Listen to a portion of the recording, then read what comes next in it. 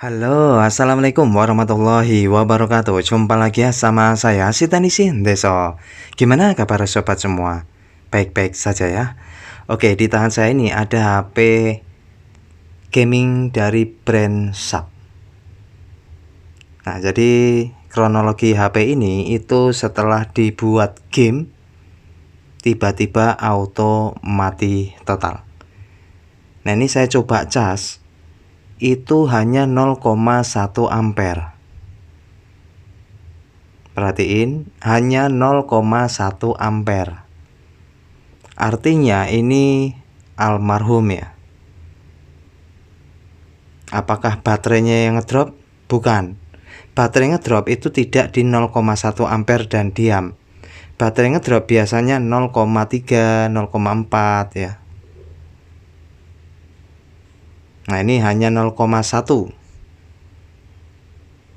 Nah, berdasarkan dari analisa konsumsi arus yang didapat itu hanya 0,1 dan stuck. Biasanya kasus itu terjadi di RAM CPU. Ya, ini hampir mirip juga dengan HP Poco X3. Kalau 0,1 biasa RAM CPU. Oke, kita langsung bongkar saja ya HP ini. Nah, berhubung HP ini tuh Aquos R2, itu kategori HP gaming dari brand Sharp. Nah, ini tentunya brand Sharp ini selain elektronik ya HP juga ya. Apakah Sharp yang bikin kulkas itu ya? Bukan ya? Atau yang lain? Saya juga tidak tahu. Saling berhubungan atau enggak. Nah, ini saya melihat saat saya bongkar mesin itu beliau menyatu ya dari atas ke bawah ya. Biasanya kan kalau HP itu kan terpisah ya. Oke, kita akan cek baterainya. Apakah ada nilai tegangan baterai? Wow, 4,2 volt. Baterainya penuh ya, teman-teman. Berarti ini fix sih memang bukan baterainya. Karena konsumsi arusnya 0,1 ampere. Biasanya itu ciri-ciri ya rusak di CPU ataupun RAM-nya. Nah, ini kita akan coba lihat RAM CPU apakah numpuk jadi satu sama di HP-HP Xiaomi, terutama di seri Poco, atau berbeda. Ya, saya melihat untuk kualitas dari papan boardnya itu lumayan tebal ya. Ya, jadi walaupun ini HP Sharp tapi ya kelihatannya sih kualitasnya lumayan ya. Jadi nggak sekedar dibikin ya. Oke, ini saya akan angkat mesinnya. Kita akan cari tahu di mana letak CPU RAM-nya.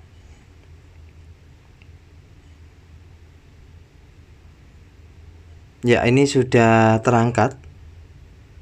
Dan saya melihat untuk frame ini kualitasnya lumayan oke ya. Tulangannya lumayan oke ini bahannya. Jadi memang niat betul ya. Ya, kita bisa lihat ya di penutup bagian IC. Kita akan copot letaknya di mana untuk RAM CPU-nya. Nah, ini bukan ya. Biasanya ada ditandai busa anti panas. Kita bisa lihat di area ini. Kemungkinan besar di bawahnya itulah RAM CPU berserta storage-nya. Nah, ini ada dua ya.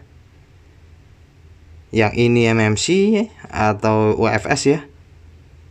Lalu yang tertutup busa anti panas putih itu kita nanti akan lihat itu kira-kira apa. Apakah RAM CPU? Oh ya, Saya yakin banget ya ini RAM CPU. Kita akan kelentek ya. Karena kenapa ada busa anti panas ya, buat cooling ya, atau pendingin di saat CPU memproses ya, kerja berat sehingga tidak terlalu overheat. Oke, berarti berada di bawah ya. Dan ini untuk RAM CPU nya menjadi 1. Oke, kita akan langsung saja lakukan pemanasan. Saya tidak lakukan rebal karena saya tidak bisa. Iya. Saya masih belajaran teman-teman. Jadi ya, selama kita coba bisa presisikan kakinya, why not? Kalau tidak bisa barulah kita rebal. Ya, ini saya presisikan. Dan tentunya fungsi dari dipanasi nggak sekedar dipanasi, tetapi mempresisikan kaki yang bad connect. Itu sering banget terjadi ya. Bad connect terjadi penyebabnya karena kena panas biasanya. Kerja CPU yang berat, overheat, panas sehingga timah bisa retak. Ataupun bisa kadang ya memuai sehingga jalur bad connect. Nah, tapi kalau kita sudah lakukan rehot, goyang, dia masih tetap ya lakukan rebaling. Kalau untuk di sub sini saya tidak punya plat cetakannya ya kalau mau rebal. Mungkin kalau terpaksa dia masih tetap nggak mau nyala ya sudah, saya cancel saja. Karena setiap HP itu kan beda-beda ya pola kaki CPU-nya. Kalau ini dari besutan sub, kayaknya saya tidak punya ya untuk plat cetak kakinya. Ya, tidak bisa berharap lebih. Hanya mungkin kalaupun bisa nyala ya alhamdulillah, itu hoki ya. Berarti memang hanya bad connect.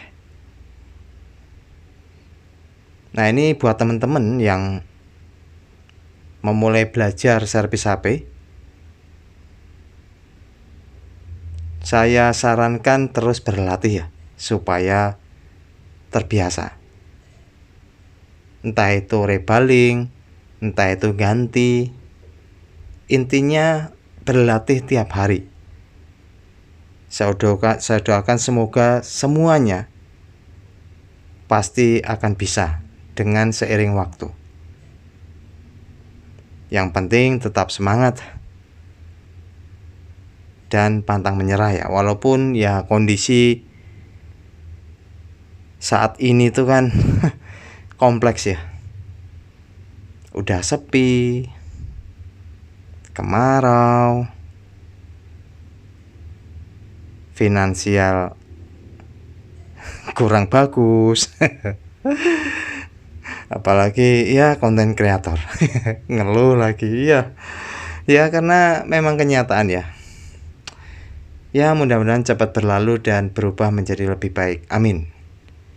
Oke, perhatiin ya teman-teman.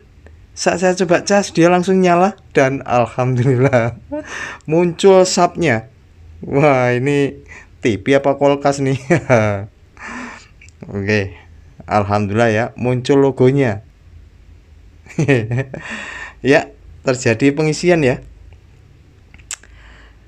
Oke lah. Lalu apakah teman-teman ada yang bertanya, "Bang, kira-kira awet enggak itu?" Mau direbel, mau direhot, kita nggak bisa nentuin awet atau enggak. Ini perlu diperhatiin ya. Itu cuma direhot nggak awet. Ya belum tentu, direbal aja kadang nggak awet. Jadi semua nggak bisa dipastiin kalau RAM CPU. Yang jelas kita berusaha dan kasih garansi sebulan. Kalau sebulan tidak ada kerusakan ataupun kumat, ya berarti sudah fix, sudah normal ya. Entah itu senggol, entah itu rebal, entah itu ganti. Bahkan ganti itu juga nggak bisa jamin kita itu ini awet apa enggak gitu, nggak bisa ya. Seorang teknisi nggak bisa menjamin ini bertahan sampai kapan. Nah, itu perlu teman-teman pahami ya. Jadi bukan berarti wah ini habis ganti ini pasti awet tahan lama juga, nggak bisa dipastiin. Ya karena kenapa ya? Ya itu tadi yang kita eksekusi atau kita perbaiki itu sebuah prosesor otak yang tugasnya selalu full, sehingga ya tentunya kalaupun dia kumat terus, udah direbal kumat, diganti juga kumat, ya kita sudah berusaha ya. Kadang kasus tersebut juga bisa bikin teknisi puyeng ya. Oke, ini terkunci ya. Nah, ini sudah bisa nyala kembali dan ini tidak disertakan kuncinya. Ya, jadi intinya teman-teman bisa pahami kerusakan HP dari konsumsi arus yang terjadi. Kalau ini 0,1 itu umum terjadi di RAM CPU. Nah, kalau di chipset Qualcomm itu kalau disambungkan ke komputer dia akan detect Qualcomm 9008 ya. Nah, ini tentunya semoga bisa menjadikan informasi buat teman-teman ya. Dan saya doakan semoga teman-teman sehat selalu dan dimurahkan rezekinya. Oke, itu saja ya. Semoga bermanfaat. Ya. Terima kasih. Bye bye. Assalamualaikum warahmatullahi wabarakatuh.